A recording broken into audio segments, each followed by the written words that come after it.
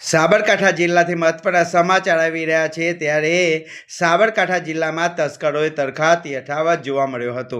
એક જ રાતમાં 5 મકાનોમાં હાથફેરો કર્યો છે। હિંમતનગરના ગાભોઈ પાસે આવેલા સરવણા ગામે 5 મકાનોને ચોરોએ નિશાન બનાવી ચોરીને અંજામ આપ્યો છે। ઘટનાની જાણ થતાં ગાભોઈ પોલીસ ઘટના સ્થળે પહોંચી શોધખોળ હાથ ધરી છે। 5 મકાનમાંથી સોના ચાંદી અને રોકડ રકમની ચોરી થયાના અહેવાલ સામે આવ્યા છે। 4 મકાનમાં ઘરના માલિકો રહેતા ન હોવાને લઈને અંદર રહેલો સામાન વેરવિખેર કર્યો હતો।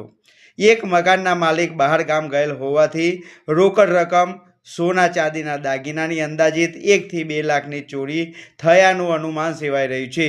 ઘરના માલિક પરત આવી ગાભોઈ પોલીસ સ્ટેશને ફરિયાદની તજવીજ હાથ ધરી છે। જોકે પોલીસ તપાસ બાદ સત્ય ઓકળો સામે આવે તે નક્કી છે।